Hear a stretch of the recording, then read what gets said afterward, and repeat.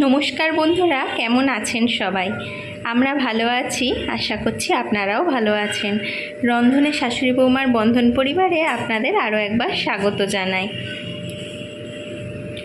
আজ চলে এসেছি মামনির হাতের একটি দারুণ রেসিপি নিয়ে। তার জন্য কি কি নিয়েছি আমরা চলুন দেখে নিই।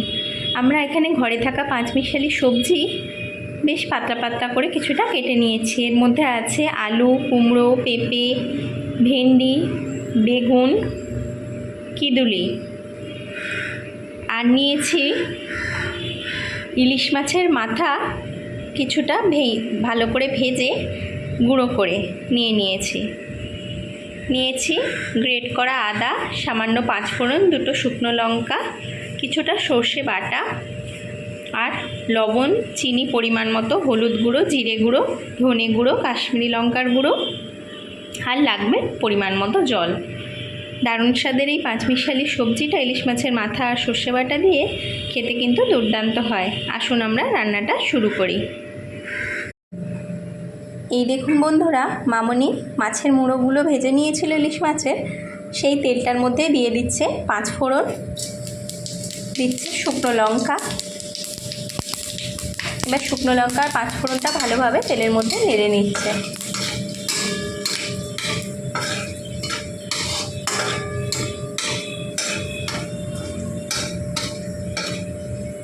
শুকনো লঙ্কাটা একটু লাল করে ভেজে নিয়ে এর মধ্যে দিয়ে দেবে গ্রেট করা আদাটা।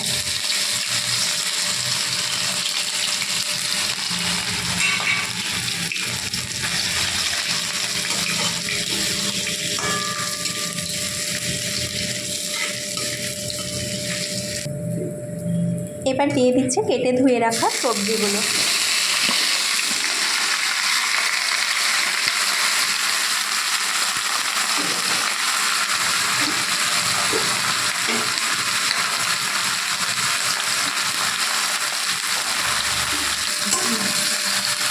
এবার তেলের মধ্যে পাঁচফোড়ন আর আদার সাথে সবজিটা একটু ভালো করে নেড়ে নেবে মামনি। সবজির যে কাঁচা গন্ধটা থাকে সেটা চলে যাওয়ার জন্য।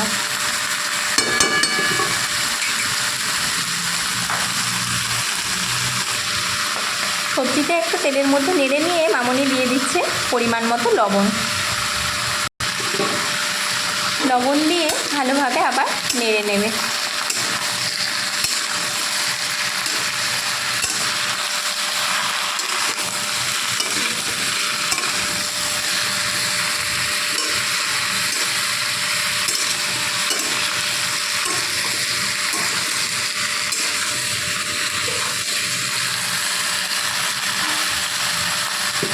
এবার দিয়ে দেবে হলুদ গুঁড়ো,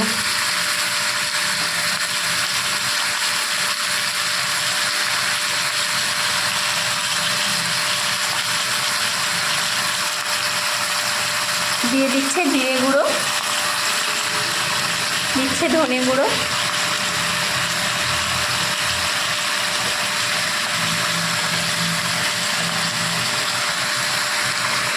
এবার দিয়ে দিচ্ছে কাশ্মীরি লঙ্কার গুঁড়ো। এবার গুঁড়ো মশলাটা ভালোভাবে সবজির সাথে মিশিয়ে নিচ্ছে।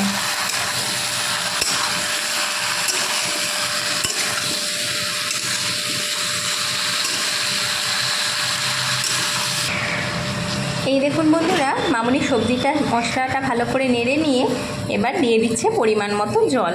খুব বেশি জল দেওয়ার দরকার নেই, কিন্তু সবজিটা সিদ্ধ হওয়ার মতো জল আপনারা দিয়ে নেবেন।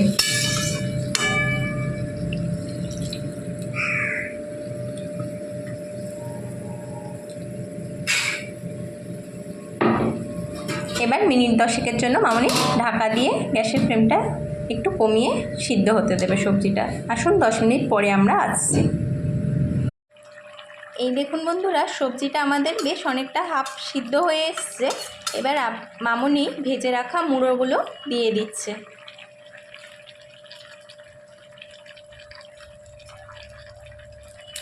আপনারা ইলিশ মাছের মুড়ো দিয়ে তো কুমড়ো পুঁই শাক, কুমড়োর তরকারি খেয়েছেন। এইভাবে ঘরে থাকা পাঁচমিশালি সবজি দিয়ে একবার করে দেখবেন, খেতে কিন্তু দুর্দান্ত স্বাদ হয়। মামনির হাতের এই রান্নাটা খুব টেস্টি হয়। তাই জন্য আজ বললাম মাছের মুড়োটা দিয়ে এই রান্নাটাই করো। ঘরে বেশ কিছু অনেক সবজিও ছিল অল্প অল্প করে, তাই সব কেটে দিলাম। মামনিকে বললাম এইভাবে করো।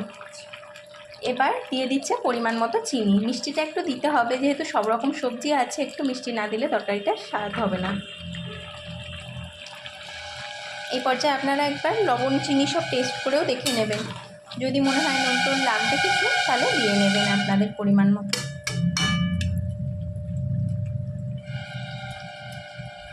এবার গ্যাসের ফ্লেমটা জোরে দিয়ে আবার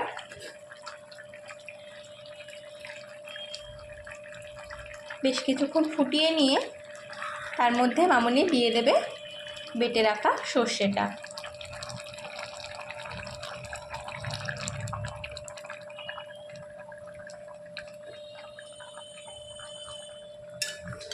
এবার ভালোভাবে মিশিয়ে নিয়ে গ্যাসের ফ্লেমটা জোরে রেখেই আবার মিনিট 10 জন্য ঢাকা দিয়ে দেবে।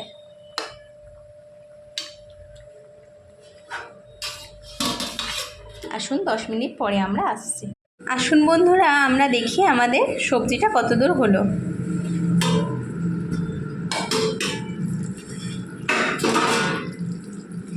এই তো হয়ে এসেছে, মাখা মাখা হয়েও গেছে, আর কালারটাও খুব সুন্দর চলে এসছে। খুব সুন্দর একটা গন্ধও বেরোচ্ছে। একটু এরকম মাখা মাখা অবস্থাতেই নামাবেন, বেশি শুকনো করলে তরকারিটা ভালো লাগবে না, যেহেতু সর্ষে বাটা দেওয়া। চলুন আমরা তরকারিটা নামিয়ে পরিবেশন করে দিই।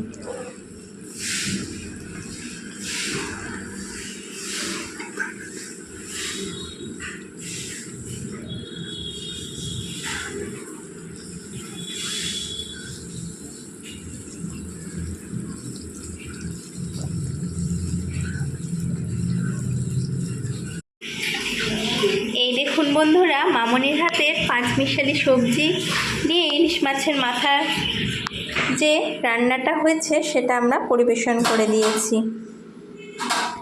এই রান্নাটা খেতে যেমন দুর্দান্ত স্বাদ হয়, দেখতেও দারুণ হয়। আর মামনির হাতের সব সবজি রান্নাই সবসময় গোটা হয়ে থাকে, ঘেটে যায় না, ওই জন্য তরকারিটা দেখতেও ভালো লাগে পরিবেশন করলে। আপনাদের কেমন লাগলো রান্নাটা অবশ্যই জানাবেন কিন্তু কমেন্ট করে। রান্নাটি যদি ভালো লেগে থাকে তাহলে একটি লাইক করবেন এবং আমাদের চ্যানেলটি লাইক, সাবস্ক্রাইব এবং শেয়ার করবেন। ফেসবুকে আমাদের পেজটিকেও অবশ্যই ফলো করে নেবেন। ভিডিওটি এতক্ষণ ধরে দেখার জন্য আপনাদের অসংখ্য ধন্যবাদ আর অনেক ভালোবাসা। আজ তাহলে আসি, আবার দেখা হবে অন্য কোনো দিন অন্য কোনো নতুন রেসিপি নিয়ে।